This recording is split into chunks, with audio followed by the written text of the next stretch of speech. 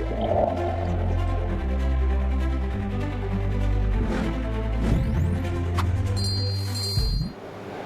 guys! Mabuhay! Welcome back to my channel guys. Magluto po tayo ngayon ng chicken curry. Ayan, may lemongrass po tayo. May oil, may coconut, may curry paste. Yan po ng ating star ngayon. Yan. May potato. Slice lang po natin ng ganyan kalaki guys para hindi siya madaling madurog. Kasi kailangan po natin yung i-prito mamaya. Ayan, may garlic, may onion. Kailangan din natin i-grind yung garlic at saka onion natin guys.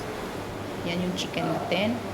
Yan. Nilagay ko na po yan sa food processor guys kasi para mabilis siya igiling. Yan. Yan. Nagpainit na po tayo ng kawali natin. Lagyan na po natin yan ng oil. Para iprito po natin yung ating potato na.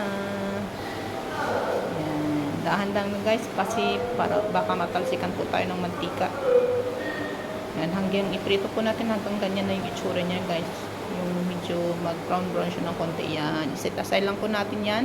Yan. Iano na po natin yung ating onion at saka yung garlic. Pan-fry lang po natin yan. Saka lagyan po natin ng lemongrass yan guys. Ayan. Nilagay ko na po yung fish. Hindi ko na po na-videohan. Tsaka halo-halo at lagay lang natin yung chicken natin guys. Ayan, halo-haluin lang po natin yan. It looks yummy. Kaya lang guys, medyo maanghang yan guys. Pero okay lang yan. Kunti ko lang, nilagyan ko na lang po ng yan, gata. Ng konti. Ayan, lagay ko na po yung potato natin. Halo-haluin lang. Natin yan, laga lang natin yan hanggang sa maluto yung chicken natin guys. Yan, nilagay ko na po yung curry leaves natin, hindi ko na nabidyohan kanina guys. Ayan, halo-haluin.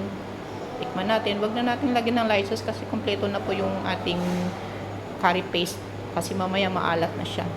So, tikman na lang natin yung kung ano yung lasa niya, kung depende sa inyo po, optional naman yan.